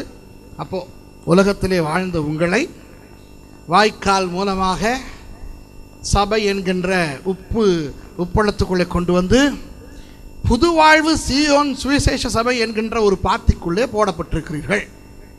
நீதியின் சூரியனாகிய இயேசுவின் வெளிச்சம் படத்தான் இந்த உலகத்தன்மை உங்களை விட்டு போக போகிறது. இன்னும் உங்களை பார்க்கும்போது இன்னும் இந்த சபைக்கு ஒரு வயது. ஆகவே இன்னும் ஒழுங்காக உப்பாக மாறுவதற்குரிய ஒரு சூழ்நிலை இன்னும் உருவாகவில்லை. இதை விட முதிர்ந்த எத்தனையோ சபைகள் இருக்கின்றன. ஆகவே இயேசு என்கின்ற அந்த நீதியின் சூரிய வெளிச்சத்தில், தேவனுடைய வார்த்தை என்கின்ற அந்த வரம்பில் கட்டுப்பட்டவர்களாக இந்த சபையில் இருந்து நீங்கள் வளர வேண்டும். மற்ற பாத்திகளோடு ஒப்பிட்டு பார்க்கக்கூடாது. பெரிய பாத்திகள் உண்டு, சிறிய பாத்திகள் உண்டு. சிறிய பாத்திகளை பார்த்து சிறிய பாத்திகள் நாங்கள் பெரியவர்கள் என்று சொல்லவும் கூடாது. பெரிய பாத்திகளை பாருங்கள், பெரிய பாத்தியாக இருக்கிறது, நாங்கள் சிறிய பாத்திகள் என்று துக்கப்படவும் கூடாது. சரியா? இப்போ எங்களுடைய கண்டியிலே சிங்களத்திலே ஒரு அழகான ஒரு முதுமொழி இருக்கிறது. ஏ பனிஸ்வலட்ட ஏ கெசல். அந்தந்த பனிஸுக்கு அந்தந்த வாழைப்பழம். சரியா? சின்ன பனிஸுக்கு சின்ன வாழைப்பழம், பெரிய பனிஸுக்கு பெரிய வாழைப்பழம். சரிதானே? அது சிங்களத்தில் அழகாக சொல்லுவார்கள். அதுபோல இந்த மூஞ்சுகளுக்கு இந்த சபை போதும். புரியுதா? சரியா? இந்த மூஞ்சிகள் வேற சபைக்கு போனால் இந்த மூஞ்சிகளும் நாசமாக போயிடும், அந்த சபைகளும் நாசமாக போயிடும். சரியா? ஆண்டவருக்கு தெரியும் யாருக்கு யாரை வைப்பது என்று. சரியா? இப்போ ஆன இரவு உப்பளத்தை எடுத்துக்கொண்டால் எல்லாம் உப்பாகி விடுகிறது. ஒரு நாளிலே இந்த பாத்துகள் எல்லாம் அந்த தண்ணீர் தன்மை முழுக்க போய் எல்லாம் வெள்ளை வெள்ளேர் என்று உப்பாக இருக்கும்போது அவர்கள் வந்து அந்த உப்பை எல்லாம் அள்ளி அவர்கள் உரைகளுக்குள்ளே போட்டு பண்டக சாலைக்கு கொண்டு போய் சேர்த்த பிறகு ஒரு லொரி வந்து அந்த உப்பு எல்லாம் அள்ளிக்கொண்டு போகும். அப்படித்தானே? அப்படி போகும்போது எந்த பாத்தியிலிருந்து எந்த உப்பு வந்தது என்று பார்ப்பார்களா? இல்லாவிட்டால் ஒரே அடியாக எல்லாவற்றையும் எடுத்து உரைகளில் போட்டு அழகாக அனுப்புவார்களா? சொல்லுங்க பார்க்கலாம். எல்லாவற்றையும் எடுத்து ஒரு பண்டக சாலையிலேருந்து அனுப்புவார்கள். இப்போ நீங்கள் கடையில் போய் கடல் உப்பு வாங்கும்போது இது ஆன இரவிலே எந்த பாத்தியிலிருந்து வந்தது என்றெல்லாம் போட்டிருக்காங்க. அதுபோல பரலோகத்தில் இருந்து ஒரு லொரி வரப்போகிறது. ஹார்ன் அடித்து கொண்டு வரும். அதாவது பிரதான தூதனுடைய எக்கால சத்தத்தோட இயேசு வருவார். சரியா? அப்புறம் பே பே என்று அவர் ஹார்ன் அடித்து கொண்டு அந்த லாரி வந்து சபை என்கின்ற அந்த உப்பளத்தில் இருக்கின்ற கிறிஸ்தவர்கள் என்கின்ற உப்பையெல்லாம் வாரிக்கொண்டு போய்விடும். ஒரு நாள் எல்லாருமே பரலோகம் போக போகிறோம். அதாவது தெரியுமா, பரலோகம்னு ஒன்று இருக்குது தெரியுமா? அங்கே போகிற நோக்கம் இருக்கா? இல்லாட்டி திரும்பி திரும்பி நாயா பேயா கொசுவா நுழம்பா முதலையா கீரி பிள்ளையா பிறக்கணும்னு நோக்கம் இருக்கா? பரலோகம் போகிற நோக்கம் தானே இருக்குது. சரி, அப்போது பரலோகம் போகும்போது யாழ்ப்பாண புதுவாழ்வு சீயோன் சபை விசுவாசியெல்லாம் இந்த லைனில் நில்லு, கண்டி மவுண்ட் கார்மெல் சபை ஜனெல்லாம் இந்த லைனில் நில்லு, ஜனல் லைன் பாயாத நீ எந்த சபை? யாழ்ப்பாணம், இங்கே நில்லு அப்படி சொல்லுவார்களா? அல்லது எல்லாருமே பரலோகத்திலே ஒன்றாக வாழ்வார்களா? எல்லாரும் ஒன்றாக பரலோகத்திலே வாழ்வார்கள். ஆகவே அவர்கள் எந்த சபையை சேர்ந்தவர்களாக இருந்தால் என்ன, ஆண்டவருடைய ஜனங்கள் பரலோகத்துக்கு போவார்கள். ஆகவே நீங்கள் இருக்கிற சபையில் இருந்து சந்தோஷமாக பரலோகம் போகிற வழியை பாருங்கள். சரி, இப்போ இப்படித்தான் உப்பு உருவாகிறது, கிறிஸ்தவன் உருவாகிறதை பற்றி நான் சொன்னேன். இப்போ இன்னும் 2 விஷயங்கள் இருக்கின்றன. உப்பு எதற்காக பயன்படுத்தப்படுகிறது? 2 விஷயங்களுக்காக உப்பு பயன்படுத்தப்படுகிறது. ஒன்று சுவை, அடுத்தது பாதுகாப்பு. பாதுகாப்பு என்றால் இப்போ உணவு பதார்த்தங்கள் அந்த காலத்திலே கெட்டு போகாமல் இருப்பதற்கு உப்பிலே போட்டு வைப்பார்கள். அப்படித்தான் கருவாடு உருவானது. அந்த காலத்தில் குளிர் சாதன பெட்டி ஃப்ரிட்ஜ் தெரியாதல்லவா? ஆகவே உணவு பண்டங்களை உப்பிலே போட்டு வைத்தால் கெட்டு போகாது. அதனால் இந்த மீனை எல்லாம் எடுத்து என்ன செய்வார்கள், கழுவி அதை வெட்டி உப்பிலே போட்டு காய வைத்தால் அது கெடாமல் இருக்கும். அப்படித்தானே கருவாடு? அப்படித்தானே. இறைச்சிகளுக்கும் அப்படி செய்வார்கள் அந்த காலத்திலே, உணவு பண்டங்களுக்கு அப்படி செய்வார்கள். அப்போ கிறிஸ்தவர்களாகிய இந்த நீங்கள் இந்த உலகத்துக்கு பூமிக்கு தானே உப்பா இருக்கிறீர்களாம். அப்படித்தானே இந்த வசனம் சொன்னது, நீங்கள் பூமிக்கு உப்பா இருக்கிறீர்கள். அப்போ பூமிக்கு நீங்கள் உப்பா இருக்கிறீர்கள் என்றால் நீங்கள் 2 விஷயங்களை உங்களை அறியாமலே செய்து கொண்டிருக்கிறீர்கள். என்ன தெரியுமா? இந்த பூமிக்கு சுவை சேர்த்து கொண்டிருக்கிறீர்கள். இந்த பூமி ஆண்டவர் பார்க்கும்போது இந்த பூமி ஒரு சுவையில்லாத ஒரு இடமாக இருக்கிறது. ஏன்? இந்த பூமியிலே முழுக்க முழுக்க பாவம், அசுத்தம், எல்லா பிரச்சனையும் பூமியிலே நிறைந்திருக்கும் பொழுது ஆண்டவர் பார்க்கும்போது அவருடைய கண்களுக்கு திரும்பி வருகின்ற ஒரே இடம் சபை. கிறிஸ்தவர்களை பார்க்கும்போது தான் கொஞ்சமாவது ஆறுதல் அவருக்கு கிடைக்கிறது. சரியா? பாருங்கள், ஒரு குடும்பத்துக்கு இப்போ சொன்னார், பாஸ்டர் சொன்னார், மாதா சகோதரருக்கு எங்கே அவர் 7 பிள்ளைகளாம். எங்கே ஐயா 7 பிள்ளை பெற்றவரே? எங்கே 5 பிள்ளை பெற்றவர் எடுப்போம், சந்திரன் ஐயா. சரியா? சந்திரனா இந்திரனா? அவர் சந்திரன். சரி, ஏதோ அவர் இந்திரனோ சந்திரனோ பிள்ளை பெறுகின்ற திறன் உடையவர். சரியா? சரிதானே? அப்போ அவர் 5 பிள்ளை பெற்றவர். சொல்லுவோமே, 5 பிள்ளைகளில் 4 பிள்ளைகள் சேர்ந்து ஒரு பக்கத்து வீட்டு தோட்டத்திலே உள்ள மாமரத்துக்கு கல் எறிந்து மாங்காய் திருட போய் அந்த கல் போய் அந்த பக்கத்து வீட்டுக்காரனுடைய ஜன்னலை உடைத்து அவன் வரைந்து கட்டி கொண்டு வந்து நிற்கிறான். இவருக்கு எப்படி இருக்கும்? சரி, அவன் வந்து திட்டுட்டு இனி உன் பிள்ளைகளை காண்ட இடத்துல நான் சாத்துவேன்னெல்லாம் சொல்லிட்டு போன பிறகு சந்திரன் வந்து பிள்ளைகள் 4 பேர்த்த கூப்பிட்டு திட்டு வாரா இல்லையா? ஏன்டா ஏண்டி என் பேரை நாசமாக்குறீங்க, மாம்பழம் வேணா நான் வாங்கி தர மாட்டேன். அப்போ பிள்ளைகள்லாம் அப்படியே நிற்குது. சரியா? இவர் திட்டும் போது இவருக்கு சரியான துக்கம். இப்போ தொடர்ந்து இதே நடக்குது. பக்கத்து வீட்டிலேருந்து மாங்காவுக்கு பிரச்சனை, 3வது வீட்டிலேருந்து வாழைப்பழத்துக்கு பிரச்சனை. இப்படி இந்த பிள்ளைகளால், இந்த 4 பிள்ளைகளால் ஏராளமான பிரச்சனை அந்த சந்திரன் சகோதரனுக்கு வரும்போது அந்த 4 பிள்ளைகளையும் பார்க்க பார்க்க கோபம் வருமா வராதா? அந்த நேரத்தில் அந்த 5வது பிள்ளை ஒரு நல்ல பிள்ளையாக இருக்கும்போது, சரியா, இவர் அந்த பிள்ளையை பார்க்கும்போது அப்பா இதாவது உருப்படியாக இருக்குதே அப்படின்னு ஒரு ஆறுதல் வருமா வராதா? சொல்லுங்க பார்க்கலாம். 4 பேருக்கும் சொல்லுவீங்களா இல்லையா? ஏய், இதை பார்த்தாவது இது மாதிரி இருங்களேன்ட்டு. ஆனால் அந்த 4 சேர்ந்து இதை திட்டம். அப்போ நாங்களாவது ஓப்பனாக செஞ்சுட்டு மாட்டிக்கிட்டு வரோம், இது உள்ளுக்கு இருந்து எத்தனை ஜில்மால் போடுதுன்னு உங்களுக்கு தெரியுமா? அப்படியெல்லாம் புள்ள சொல்லும். சரியா? இது போல ஆண்டவர் உலகத்தை பார்க்கும் பொழுது இந்த உலகத்திலே முழுக்க முழுக்க அக்கிரமங்கள், பாவங்கள், கொலைகள், விபச்சாரங்கள், கூட்டி வெறி என்று எவ்வளவோ அசுத்தங்கள் இருக்கும் பொழுது ஆண்டவருக்கு கொஞ்சமாவது இந்த பூமியை குறித்த சுவையை கொடுப்பது இந்த கிறிஸ்தவர்கள் தான். அவர்களை பார்க்கும்போது அப்பாடா இதாவது பூமியில் இருக்கே என்று ஆண்டவர் நிம்மதி அடைகிறார். உங்கள் நிமித்தம் ஆண்டவர் சந்தோஷப்படுகிறார், உங்கள் நிமித்தம் ஆண்டவர் நிம்மதி அடைகிறார். சரியா? முதலாவது. 2வது, உப்பு என்ன செய்கிறது? உணவை பாதுகாக்கிறது. எதிலிருந்து? அழிவிலிருந்து பாதுகாக்கிறது. உணவு கெட்டு போவதில் இருந்து உணவை பாதுகாப்பது உப்பு. அதுபோல இன்றைக்கு உலகம் எப்படி இருக்கிறது தெரியுமா? உங்களுக்கு ஞாபகம் இருக்கிறதா? ஞாபகம் இருக்கிறதுக்கு தெரிஞ்சிருக்கணுமே. முதல்ல உங்களுக்கு தெரியுமா, ஒரு தடவை ஆண்டவர் இந்த முழு உலகத்தையும் வெள்ளத்தால் அழித்தார் நோவா காலத்தில். ஏன் உலகத்தை வெள்ளத்தால் அழித்தார்? பயங்கர பாவம் நிறைந்திருந்தது. இன்றைக்கு உலகத்தை பார்த்தால் வெள்ளத்தால் அழிக்கப்படுவதற்குரிய தகுதி இந்த உலகத்துக்கு இருக்கிறதா இல்லையா? இருக்கிறது. சோதோம் கொமோராவை அக்கினியால் அழித்தார். இரண்டு நகரங்கள், சோதோம் கொமோரா என்னும் 2 நகரங்களை அக்கினியால் அழித்தார். ஏன் அழித்தார்?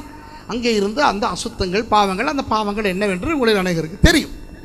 சரி, அந்த பாவங்கள் இன்றைக்கு உலகத்தில் இல்லையா? ஆண்டவர் உலகத்தை அக்கினியால் அழிப்பதற்கு இந்த உலகம் தகுதியாக இருக்கிறதா இல்லையா? இருக்கிறது. அப்படி இருக்கும் பொழுது இந்த உலகத்தை வெள்ளத்தாலோ அக்கினியாலோ ஆண்டவர் அழிக்காமல் இருப்பதற்கு ஒரு காரணம் இருக்கிறது. என்னவென்றால், கிறிஸ்தவன் அதற்குள்ள இருக்கிறபடினால் ஆண்டவர் இந்த உலகத்தை அழிக்காமல் இருக்கிறார். கிறிஸ்தவர்களாகிய நாம் தெரிந்தோ தெரியாமலோ இந்த உலகம் ஆண்டவருடைய கோபத்துக்கு இரையாகாதபடிக்கு இந்த உலகத்தை பாதுகாத்து கொண்டிருக்கிறோம். உங்கள் குடும்பம் ரட்சிக்கப்படாமல் இருந்தால் அவர்கள் அழிந்து போகாமல் இருப்பதற்கு காரணம் நீங்கள் ரட்சிக்கப்படாதவர்களாக இருந்தால் ஆண்டவருடைய கோபத்துக்கு நீங்கள் ஆளாகாமல் இருப்பதற்கு காரணம் உங்கள் குடும்பத்தில் யாராவது ஒரு உப்பு இருக்கிறார், ரட்சிக்கப்பட்டவர். ஆகவே இன்றைக்கு கிறிஸ்தவர்களுக்கு தங்களுக்கே தெரியாது தாங்கள் எந்த அளவு பிரயோஜனமானவர்கள் என்று இந்த உலகத்தை பாதுகாத்து கொண்டிருக்கின்ற ஜனங்கள் நாம் தான். ஆனால் இந்த உலகம் நம்மை புரிந்து கொள்ள முடியாமல் அவர்கள் நம்மை கணக்கெடுப்பது கிடையாது. இப்போ நீங்கள் மேஜைக்கு போகும்போது, ஹோட்டலுக்கு போகும்போது, ரெஸ்டாரண்ட்டுக்கு போகும்போது கோழிக்கறி, ஆட்டுக்கறி, பிரியாணி, ஃப்ரைட் ரைஸ் இதைத்தான் பார்ப்பீர்களே ஒழிய உப்பை பற்றி பேசவே மாட்டீர்கள். அந்த உப்பு குறைந்தால்தான் அது ஞாபகமாவது வரும். ஏதோ ஒரு மாதிரி இருக்கே, உப்பு இல்லை, இங்கே உப்பு கொஞ்சம் தாரீங்களா வேணுங்களா? மற்றபடி நீங்கள் உப்பை கணக்கெடுப்பதே கிடையாது. அதுபோல இன்றைக்கு யாருமே கிறிஸ்தவர்களை கணக்கெடுப்பது கிடையாது. மாறாக கிறிஸ்தவனை திட்டிக் கொண்டு தான் இருப்பார்கள். வேதக்காரன், மதம் மாற்றவன், சும்மா இருக்க மாட்டான், வீடு வீடாக போயிட்டு அல்லேலூயா சொல்லிக்கிட்டு தெரியுமா என்று எங்களை திட்டிக் கொண்டு தான் இருப்பார்கள். ஆனால் அவர்களுக்கே தெரியாது அவர்களுக்கு சுவை சேர்ப்பதும் அவர்களை பாதுகாப்பதும் கிறிஸ்தவர்கள் தான். புரிகிறதா உங்களுக்கு? ஆகவே அன்பானவர்களே, இந்த உப்பின் மூலம் நீங்கள் எவ்வளவு முக்கியமானவர்கள் என்று நீங்கள் தெரிந்து கொள்ளுங்கள். நீங்கள் பூமிக்கு உப்பாக இருக்கிறீர்கள். இப்போ இயேசு அதில் இன்னொன்றை சொல்லுகிறான். உப்பானது சாரமற்று போனால் எண்ணத்தினால் சாரமாக்கப்படும். அப்போ அதில் நீங்கள் நினைக்கக்கூடாது உப்பு ஆண்பால், அதான் சாரம் கட்டிக்கிட்டு இருக்குது, சாரம் இல்லாமல் போனால் என்ன நடக்கும்? அந்த சாரம் அல்ல இது. சரியா? இது காரம் சாரம், உப்பின் அந்த உவர் தன்மைக்குரிய சாரம். கடல் உப்பு இப்படி கல்லாக இருக்கும், சரிதானே? கற்களாக இருக்கும். அந்த கடல் உப்பை மணலிலே போட்டு வைத்தால் ஒரு வாரத்துக்கு பிறகு நீங்கள் அந்த மணலிலே போடப்பட்ட அந்த கடல் உப்பை எடுத்து நக்கி பார்த்தால் அதில் அந்த உப்பு தன்மை இருக்காது. அதாவது கடல் மணலாக இருக்க வேண்டும்.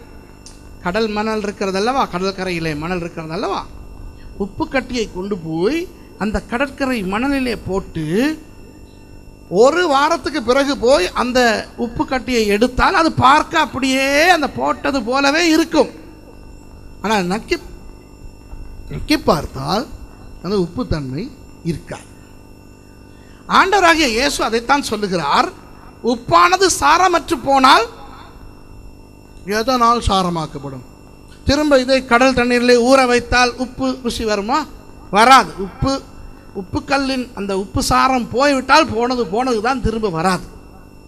அப்போ இயேசு என்ன சொல்லுகிறார்? உப்பானது சாரமற்று போனால் எதினால் சாரமாக்கப்படும்? வெளியே கொட்டப்படுவதற்கும் மிதிக்கப்படுவதற்குமே உதவும். இப்போ கிறிஸ்தவர்கள் தங்களுடைய அந்த உப்புத்தன்மை கிறிஸ்தவத்தை இழந்து போகக்கூடிய ஒரு சந்தர்ப்பம் உண்டு. அன்பானவர்களை நன்றாக கேட்டுக்கொள்ளுங்கள். இப்போ அந்த உப்பு கடல் மணலிலே போடப்பட்டால் சாரம் போய்விடும் என்று சொன்னேன் அல்லவா? கடல் மணல் எங்கே இருக்கிறது? உப்பளம் இங்கே இருக்கிறது, கடல் அங்கே இருக்கிறது, மணல் எங்கே இருக்கிறது? இடையிலே. சபை இங்கே இருக்கிறது, உலகம் அங்கே இருக்கிறது. சில கிறிஸ்தவர்கள் ரெண்டுக்கும் நடுவிலே தொங்கிக் கொண்டிருக்கிறார்கள். அங்கேயும் இல்லை, இங்கேயும் இல்லை, அங்கேயும் உண்டு, இங்கேயும் உண்டு. புரியுதா? அந்த படகிலே ஒரு கால், இந்த படகிலே ஒரு கால், ஒன்றுல முழுமையா இல்லை. சில பேர் ரட்சிக்கப்பட்டு கிறிஸ்தவர்களாய் வந்தாலும் அவர்கள் பாதி உலகத்திலே தான் இருக்கிறார்கள். ஞாயிற்றுக்கிழமை சபைக்கு வரும் பொழுது இவர்களை விட பரிசுத்தவான்கள் இல்லாதது போல இருப்பார்கள். உலகத்தில் இருக்கும் பொழுது இவர்களை விட பாவிகள் இல்லாதது போல இருப்பார்கள். சபையிலே அவர்கள் இருக்கும் பொழுது ஆண்டவருக்கே இவர்களை பார்க்க பொறாமையாயிருக்கும். அடே, நமக்கே இவனை போல பரிசுத்தமாக இருக்க தெரியாது என்று. வெளியே இருக்கும் பொழுது பிசாசுக்கே அவர்களை பார்க்க பொறாமையாயிருக்கும். ஐயோ, இவர்களை போல கெட்டவர்களாகி இரட்டை வேஷம் போட எனக்கு தெரியாது என்று. சரியா? அந்த மாதிரி இங்கொன்றும் அங்கொன்றுமாக இருக்கின்ற கிறிஸ்தவர்கள் தங்களுடைய கிறிஸ்தவத்தை இழந்து போவார்கள். நடுவிலே சபையிலே பரிசுத்தமாக இருப்பது, ஆனால் உலகத்துக்கு போன பிறகு உலகத்து சடங்காச்சாரங்கள், உலகத்து பேச்சு, உலகத்தவர்களுக்கு அங்கே காட்டுகிற இந்த விலாங்கு மீன் தெரியுமா? விலாங்கு மீன் பாம்புக்கு தலையையும் மீனுக்கு வாழையும் காட்டி கொண்டிருக்குமா? சபைக்கு தலையை போட்டால் தலையை சுற்றி அந்த வெள்ளை கலர் அந்த வெளிச்சம் இருக்கும். அல்லேலூயா, ஸ்தோத்திரம். உலகத்துக்கு வாழை காட்டிக்கிட்டு இருக்கிறது. சரியா? ஒன்று, பரிசுத்தமாக தேவனுக்கு பயந்து கிறிஸ்தவர்கள் வாழ வேண்டும். இல்லையேல் பின்வாங்கி உலகத்துக்கு நாசமாய் போய்விட வேண்டும். இந்த ரெண்டுக்கும் இடையில் இருந்து கொண்டு அங்கும் இங்கும் இருந்து கொண்டிருந்தால் அது அவர்களுக்கு ஆபத்தாய் முடியும். ஆண்டவர் ஒரு வார்த்தையை வெளிப்படுத்தின விசேஷத்தில் சொல்லுகிறார். நீ அனலும் இல்லாமல் குளிரும் இல்லாமல் இருப்பது பயங்கரமானது. ஒன்று அனலாயிரு, சூடாய் ஆண்டவருக்குள்ள இரு. இல்லை, பின்வாங்கி போய் குளிராய் இரு. ரெண்டும் இல்லாமல் வெது வெதுப்பாய் இருந்தால் என் வாயின் என்று ஆண்டவர் என்ன சொல்லுகிறார்? வாந்தி பண்ணி போடுவேன். வேதத்தில் நீங்கள் பார்த்தால் ஆண்டவர் வாந்தி பண்ணுவதாக எங்கேயுமே சொல்லவில்லை. காரணம், அவருக்கு வயிற்று வலியும் இல்லை, அவருக்கு பிள்ளை கிடைக்க இல்லை, அவருக்கு அஜீரணம் இல்லை. இன்றைக்கு வாந்தி வருகின்ற காரணங்கள் இதுதானே அல்லவா? வாந்தி வருவதென்றால் ஏன் வரும்? அஜீரணம் என்றால் வரும், வியாதி என்றால் வரும், பிள்ளை கிடைக்க போகின்றவர்களுக்கு வரும். சரியா? ஆண்டவர் பிள்ளை கிடைக்க இருக்கிறாரா? அவர் சாப்பிட்டு அஜீரணத்தில் இருக்கிறாரா? ஆண்டவருக்கு சுகம் இல்லையா? இதெல்லாம் இல்லை என்றால் இன்னும் ஒரு காரணத்துக்காக வாந்தி வரும். எதுக்காக வரும் தெரியுமா? அருவருப்பு. சரியா? சில அருவருப்பான விஷயங்களை பார்த்தா வரும். அப்போ ஆண்டவர் சொல்லுகிறார், எங்கேயுமே ஆண்டவர் வாந்தி பண்ணுவதாய் சொல்லாதவர் இந்த ஒரு இடத்துல மாத்திரம் வாந்தி பண்ணுவேன். யாரை பார்த்து? அனலும் இல்லாமல் குளிரும் இல்லாமல் நடுவில் இருக்கிற கிறிஸ்தவனை பார்த்தால் அவருக்கு அருவருப்பாக இருக்குமா? பின்வாங்கி போய்விட்டால் கோபம் வரும், உள்ளே இருந்தால் சந்தோஷம் வரும், இடையில இருந்தால் ஆண்டவருக்கு அருவருப்பு வரும் என்பதுதான் ஆண்டவர் சொல்லுகிறார். ஆகவே கிறிஸ்தவர்கள், ரட்சிக்கப்பட்டு வந்தவர்கள் கவனமாய் ஆண்டவருக்கு உள்ளே வாழ வேண்டும். நான் நேற்று முந்த நாளெல்லாம் உங்களுக்கு வார்த்தைகளை கற்றுக் கொடுக்கும் பொழுது நீதிமான் தவறி விழுகிற சந்தர்ப்பங்கள் உண்டு. அப்படி விழும் பொழுது எப்படி மனம் திரும்பி எழும்ப வேண்டும் என்பதெல்லாம் உங்களுக்கு சொன்னேன். ஆகவே ரட்சிக்கப்பட்ட கிறிஸ்தவர்களாய் வாழும் பொழுது முழுக்க முழுக்க பரிசுத்தவான்களாய் இருக்க மாட்டோம். கொஞ்சம் கொஞ்சமாகத்தான் பரிசுத்தமாய் வருவோம் என்பதெல்லாம் உண்மை. ஆனால் அதற்காக உலகத்துக்கு போய் அங்கே ஒரு கால் இங்கே ஒரு காலாக வாழக்கூடாது. கிறிஸ்தவர்கள் நீர்மூழ்கில் கப்பலை போல, சரியா? ஞாயிற்றுக்கிழமை காலையிலே தான் மேலே வருவார்கள். வந்தா சும்மா பரிசுத்தம் தாண்டவம் ஆடும். அப்படியே மாலையில் அப்படியே இறங்க ஆரம்பிச்சுன்னா ஞாயிற்றுக்கிழமை படுக்க போகும்போது இது நீர்மூழ்கி கப்பல் கடலின் அடியிலே போய் தங்கிவிடும். இனி அடுத்த ஞாயிற்றுக்கிழமை தான் மேலே வரும், சரியா? அப்படி இருக்கக்கூடாது, சரியா? நாம் இருக்கின்ற இடங்களிலே பரிசுத்தமாக, நாம் வேலை செய்யும் இடங்களிலே பரிசுத்தமாக, நாம் படிக்கின்ற இடங்களிலே பரிசுத்தமாக வாழும்போது ஒரு நாள் ஆண்டவர் வந்து சபையை எடுத்துக்கொண்டு போகும்போது நாம் பரிசுத்தமாக ஆண்டவரிடத்திலே போகக்கூடியதாய் இருக்கும். உங்களுக்கு புரிகிறதா? இப்போ உலகத்தில் இருந்து ரட்சிக்கப்பட்டு வந்த கிறிஸ்தவர்கள் இப்போ உப்பளத்திலே வந்து போடப்பட்ட நீங்கள், உங்களை நீங்கள் காத்துக்கொள்வதற்கு 3 முக்கியமான வழிகள் இருக்குன்னு அதை சொல்லிவிட்டு நான் முடிக்கிறேன். முதலாவது, நீங்கள் ஜெபிக்கிறவர்களாக இருக்க வேண்டும். உங்கள் வாழ்க்கையிலே ஜெபம் வேண்டும். ஜெபம் என்பது மனப்பாடம் செய்து சொல்லுவது ஒன்று அல்ல. ஜெபம் என்பது மற்றவர்கள் எழுதி நீங்கள் வாசிப்பது அல்ல. ஜெபம் என்பது நீங்கள் உங்கள் ஆண்டவரோடு பேசுவது. ஆகவே சபையிலே வைத்து ஜெபம் பண்ணுவது மாத்திரமல்ல, உங்கள் வீடுகளிலே குடும்பமாய் சேர்ந்து ஆண்டவரோடு பேச வேண்டும். தனிப்பட்ட ரீதியாக நீங்கள் ஆண்டவரோடு பேச வேண்டும். நீங்கள் ஆண்டவரை நோக்கி ஜெபிக்க வேண்டும். ஜெபத்துக்கு 4 பகுதிகள் உண்டு. முதலாவது பகுதி ஆண்டவருக்கு ஸ்தோத்திரம் செலுத்துவது, நன்றி செலுத்துவது. அவர் செய்ய போகும் நன்மைகளுக்காக ஆண்டவருக்கு நன்றி செலுத்த வேண்டும். 2வது, ஆண்டவரை புகழ வேண்டும். அவர் சர்வ வல்லவர், அவர் சர்வ வியாபகர், அவரை துதித்து புகழ வேண்டும். 3வது, அவர் தேவன் என்றபடினால் அவருடைய நாமங்களை சொல்லி, அந்நிய பாஷையின் வரம் இருந்தால் அந்நிய பாஷை பேசி அவரை நமஸ்கரிக்க வேண்டும். 4வதாக, எங்களுடைய தேவைகள், சபையின் தேவைகள், பிறருடைய தேவைகள், இந்த தேசத்தின் தேவைகள், இந்த தேவைகளுக்காக விண்ணப்பிக்க வேண்டும். ஆகவே ஸ்தோத்திரம், துதி, நமஸ்காரம், விண்ணப்பம் என்கின்ற இந்த 4 அம்சங்களும் கொண்ட ஜெபம் உங்கள் வாழ்க்கையிலே முதலாவது இருக்க வேண்டும். 2வது, சரி, பிரைஸ் தி லார்ட். 2வது, வேதம் வாசிக்க வேண்டும். வேதத்திலே பழைய ஏற்பாடு, புதிய ஏற்பாடு என்று இருக்கிறது. இந்த 2ஐயும் நீங்கள் வாசிக்க வேண்டும். வேதம் வாசிப்பது எப்படி என்று தெரிந்து கொள்ள வேண்டும் என்றால், பாஸ்டர் கலை இருக்கிறார், பாஸ்டர் அருட்சன் இருக்கிறார். இவர்களை சந்தித்து இவர்களோடு ஆலோசனை கேட்டு, பாஸ்டர் கலையினுடைய மனைவி சகோதரி இருக்கிறார். நீங்கள் இவர்களிடத்தில் பேசி எப்படி வேதத்தை படிப்பது, எப்படி வேதத்தை வாசிப்பது என்று நீங்கள் ஆலோசனை பெற்றுக்கொள்ளுங்கள். கர்த்தருடைய வசனத்தை நீங்கள் வாசிக்க வேண்டும். 3வது, சபைக்கு ஒவ்வொரு ஞாயிற்றுக்கிழமையும் கண்டிப்பாக நீங்கள் வர வேண்டும். சபைக்கு கட்டாயம் வர வேண்டும். ஆராதனையில் ஒவ்வொரு ஞாயிற்றுக்கிழமையும் கலந்து கொள்ள வேண்டும், சரியா? இந்த 3ம் எதைக்கு உட்படுவேன் தெரியுமா? நான் சொன்னேனே, நான் இங்கிலாந்திலேருந்து வந்து இலங்கையில் எப்படி பாஸ்டர் சொன்னார், நான் எப்படி ஊழியத்தை தொடங்கினேன்னா, ஆட்டோ ஓட்டி. ஆட்டோவுக்கு எத்தனை சில்லு? இப்போது கண்ணதாசன் பாட்டு எழுதின காலத்தில் ஆட்டோ இருக்கவில்லை. அதனால் தான் வண்டி ஓட சக்கரங்கள் 2 மட்டும் வேண்டும் என்று எழுதினார். இப்போ அவர் இருந்திருந்தால் வண்டி ஓட சக்கரங்கள் 3 மட்டும் வேண்டும். அந்த 3ல் 1 பச் போனால் எந்த ஆட்டோ ஓடும்? சரியா? ஆட்டோவிலே அந்த 3 சில்லில் 1 பழுதாகிவிட்டால் ஆட்டோ போக முடியுமா? ஆட்டோ ஆட்டம் காணும், சரியா? ஆட்டோ ஓட்டையாய் உடைந்து நிற்கும். அதுபோல கிறிஸ்தவ வாழ்க்கை என்பது ஆட்டோ போல. எவ்வளவு நல்ல என்ஜின் இருந்தாலும், எவ்வளவு நல்ல பாடி இருந்தாலும், எவ்வளவு அழகாக பெயிண்ட் போட்டு அந்த ஸ்பீக்கர்லாம் போட்டிருப்பான். நம்ம ஊரில் ஆட்டோ இருந்த வாக்கில் நிம்மதியாக இருப்போம். திடீர்னு என்னடா பார்த்தா ஒரு ஆட்டோ போகுது பெரிய ஸ்பீக்கர் போட்டுக்கிட்டு. இப்படியெல்லாம் இருந்தும் இட்ஸ் மை ஸ்டைல்னு அடிச்சிருப்பான், ஆஃப் ரோட் எக்ஸ்பிரஸ்ன்னு அடிச்சிருப்பான். ஸ்டிக்கர் எல்லாம் ஒட்டி, அழகழகான கண்ணாடியெல்லாம் போட்டு, உயர்ந்த சீட் போட்டு, நல்ல பின்னால் சைலன்சர்லாம் போட்டு, இப்படி ஏற்றி விட்டு சும்மா அழகான பெயிண்ட் அடித்து வச்சுருந்தாலும் ஒன்று சில்லில் ஒன்று அப்செட்டாக இருந்தாலும் அப்படியே ரோட்டில் நிற்கும். அது ஸ்டைலோட ஜிப்பிங் ஜிப்பிங் ஜிப்பிங் ஜிப்பிங்னுக்கிட்டு அங்கனையே நிற்கும்.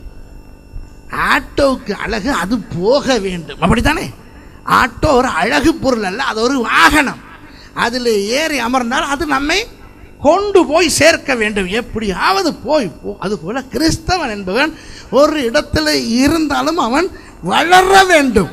வளருவதற்கு இந்த மூன்றும் சரிசமமாக இருக்க வேண்டும். ஜெபம், வேத வாசிப்பு, சபை.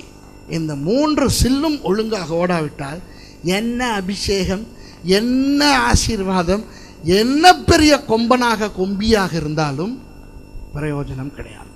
சரியா? நான் நினைக்கிறேன் அநேக கேள்விகளுக்கு உங்களுக்கு இப்போ பதில் வந்திருக்கும். இந்த உப்பை வைத்து பார்க்கும்போது ஆண்டவராகிய இயேசு சொல்லுகிறார், நீங்கள் பூமிக்கு உப்பாயிருக்கிறீர்கள், உலகத்தில் இருந்து பிரித்தெடுக்கப்பட்டீர்கள், சபை என்கின்ற பாத்திக்குள் கொண்டு வந்து போடப்பட்டிருக்கிறீர்கள். உப்பளத்திலே கர்த்தர் தேவனுடைய ராஜ்யம் என்கின்ற உப்பளத்திலே ஏராளமான பாத்திகள் இருக்கின்றன. இருக்கட்டும், மற்ற பாத்திகளோடு உங்களை ஒப்பிட்டு பார்க்க வேண்டியதில்லை. உங்களுக்கு கொடுக்கப்பட்ட பாத்திக்குள்ளே அடங்கி இருந்து நீதியின் சூரியனாகிய இயேசுவின் அந்த வெளிச்சத்தினால், அந்த சூரிய கதிரினால் இந்த உலக தன்மைகள் கொஞ்சம் கொஞ்சம் அகற்றப்பெற்று உப்பாக மாறுங்கள். மாறி இயேசு சீக்கிரம் வருகிறார், அவரோடு எடுத்துக்கொள்ளப்பட்டு அவரோடு பரலோகத்துக்கு போக ஆயத்தமாகுங்கள். உப்பாக நீங்கள் இருக்கிறபடினால் இந்த பூமிக்கு சுவை சேர்க்கிறீர்கள், இந்த பூமிக்கு பாதுகாப்பை கொடுக்கிறீர்கள். அது உங்களுக்கு தெரிகிறதோ மற்றவர்களுக்கு தெரிகிறதோ தெரியவில்லையோ பரவாயில்லை, அதுதான் உண்மை.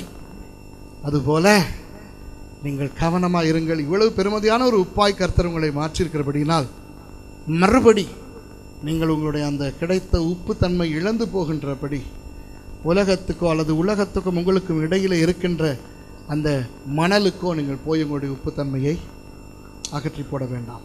வாங்க பாஸ்டர். கர்த்தர் தாமே உங்களை ஆசீர்வதிப்பாக. நீங்கள் உப்பு தானா என்று நீங்கள் உங்களுக்கு நீங்களே நிரூபித்து கொள்ள வேண்டும் என்றால் இப்போது கொஞ்சம் உங்களுடைய கையை நக்கி பார்த்தால் உப்பு ருசி வரும். எழுந்து நிற்போம் எல்லாரும், ஜெபம் பண்ணி முடிப்போம் எல்லாரும். எங்கள் நேசிக்கிற பரலோக பிதாவே, நாங்கள் இந்த உலகத்துக்கு உப்பாக இருக்கிறோம் ஆண்டவரே. மற்றவர்களுக்கு நாங்கள் ஒரு உண்மையான கிறிஸ்துவ மீது வாழ்ந்து காட்ட வேண்டும். மற்றவர்கள் இந்த சபையை தேடி வர வேண்டும். இந்த சபையில் ஆசீர்வாதம், சுகம், விடுதலை, அன்பு, சந்தோஷம், சமாதானம், மகிழ்ச்சி, சாந்தம், நிறைவு, திருப்தி, விடுதலை இருக்குன்னு சொல்லி உப்பாகிய உங்கள் சபைக்கு இந்த உலகத்தில் இருக்கிற ஜனங்களை நீர் கொண்டு வர வேணும் ஆண்டவரே. இந்த சபையில் இருக்கிறவர்களும் உலகத்தில் இருக்கிறவர்கள மக்களுக்கு உப்பாக இருக்க வேண்டும். வருகிற ஜனங்களுக்கு உப்பாக இருக்க வேண்டும். உள்ளுக்கு வந்த ஜனங்களுக்கு உப்பாக இருக்கணும் பார்க்கத்தாவே. தேவரீர் இந்த ஆரணி ஆசிரியத்துக்காக நன்றி தெரிவிக்கிறோம். பாச சுரேஷையும் கத்தனை ஆசைங்கப்பா, இந்த குடும்பத்தையும் ஆசைங்க, வந்த ஒவ்வொரு ஜனங்களையும் ஆசைங்க. எல்லா கனமும் துதியும் மகிமையும் ஒருவருக்கே செலுத்தி இயேசு கிறிஸ்துவின் நாமத்தில் செபிக்கிறோம் எங்களுக்கு ஜீவனை கொடுத்த நல்ல பிதாவே, ஆமேன் சொல்லுவோம். எல்லோரும் சொல்லுவோம். என் ஆத்துமாவே கர்த்தரை ஸ்தோத்திரி, என் முழு உள்ளமே பரிசுத்தத்தை ஸ்தோத்திரி, என் ஆத்துமாவே கர்த்தரை ஸ்தோத்திரி, கர்த்தர் செய்த சகல உபகாரங்களையும் ஆமென். கரங்களை ஏற்றுவோம். கர்த்தராகிய இயேசு கிறிஸ்துவின் கிருபையும் பிதாவாகிய தேவனுடைய அன்பும் பரிசுத்த ஆவியானுடைய அந்யோன்ய ஐக்கியமும் உங்கள் அனைவரோடும் என்றென்றும் எப்பொழுதும் தேவ சமாதானத்தோடும் தேவ சந்தோஷத்தோடும் கூட இருப்பதாக. ஆமென். கர்த்தராகிய இயேசு கிறிஸ்துவே உங்கள் எல்லாரையும் நிறைவாய் ஆசீர்வதிப்பாராக. ஆமென். நல்ல சந்தோஷமான வார்த்தையா, நல்ல வார்த்தையாக சொல்லுங்க. நன்றி சொல்லுவோம் கர்த்தருக்கு. பாச சுரேஷ் சொன்னார் உப்பு எப்படி இருக்கணும் அறியணும்னா இப்போ கையில் நகை சொன்னார். இப்போ அவரை நம்பினீங்களா கொஞ்சம் கொஞ்சமாக கடிச்சு சாப்பிடுவீங்க கையை. எதை உங்களை ஆசீர்வாதம். போய் கையில் தட்டுவோம் மாட்டேங்க எல்லாரும்.